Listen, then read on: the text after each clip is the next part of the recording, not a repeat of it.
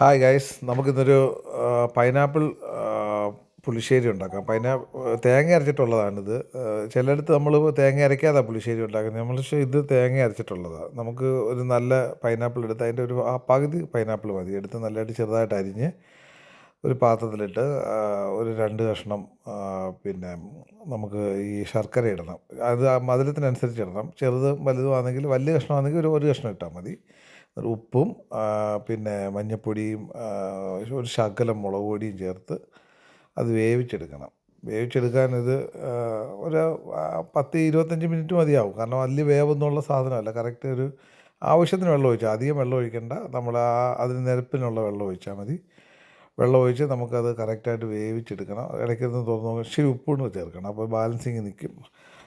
എന്നിട്ട് അത് വന്ന് കഴിയുമ്പം കറക്റ്റായിട്ട് അതിൻ്റെ വേവ് കറക്റ്റാണെന്ന് ഉറപ്പ് വന്നു കഴിയുമ്പോൾ നമുക്ക് ഇടയ്ക്കൂടെ തന്നെ നമുക്ക് തേങ്ങ അരപ്പൂടെ ഉണ്ടാക്കാം. അപ്പോൾ ഒരു 2 പച്ചമുളകും ഒരു അരമുറി തേങ്ങ എടുത്തിട്ട് അതിനകത്ത് ഒരു ശകലം കടുകും ഇട്ട് ശകലം മഞ്ഞൾപ്പൊടിയും ശകലം കടുകും കൂടി ഇട്ട് ഇച്ചിരി ഉപ്പും കൂടി ചേർത്ത് നന്നായിട്ട് അരച്ചെടുക്കണം. നല്ല പേസ്റ്റായിട്ട് അരച്ചെടുക്കണം.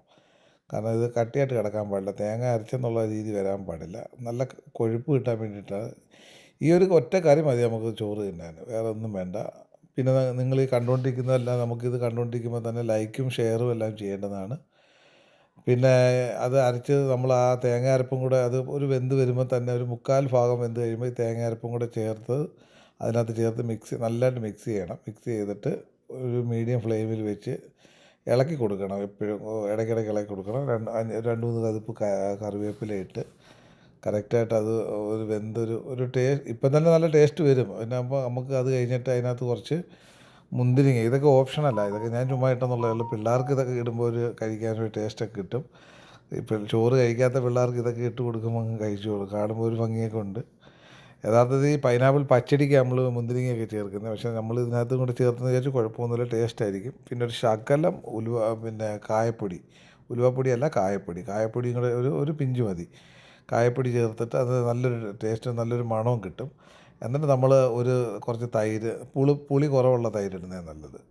നല്ല തൈര്, കട്ട തൈര്, വെള്ളമൊന്നും ചേർക്കാതെ മിക്സിക്കകത്ത് അടിച്ച് അതിന് ഇളക്കി ചേർത്ത് ബാക്കി അത് ഇച്ചിരി വെള്ളം കൂടെ ചേർത്തിട്ട് പിന്നെ നമുക്ക് കടുക് വറുത്ത് കഴിക്കണം. അതിനകത്ത് കടുക് വറക്കുമ്പം ഇച്ചിരി നല്ല വെളിച്ചെണ്ണ ഇച്ചിരി ഒഴിച്ചിട്ട്, ശുദ്ധമായ വെളിച്ചെണ്ണ ഒഴിച്ച് കടുക് ഇട്ട് വറ്റൽമുളകും ഇട്ട് ശകലം കറിവേപ്പില ഇട്ട് താളിച്ചങ്ങ് ചേർത്താൽ മതി. എന്നിട്ട് ഉടൻ തന്നെ അങ്ങ് ഇളക്കണം. ഇല്ലെങ്കിൽ അവിടെ നമ്മുടെ തൈര് പിരിഞ്ഞു പോകും.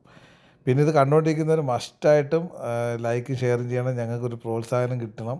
എന്നാൽ മാത്രമേ ഒരുപാട് നല്ല നല്ല റെസിപ്പികൾ ഞങ്ങളുടെ കയ്യിലുണ്ട്.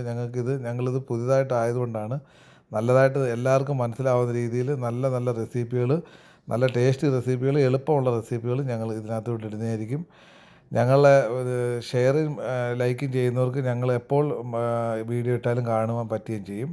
Please share and like please. Thank you.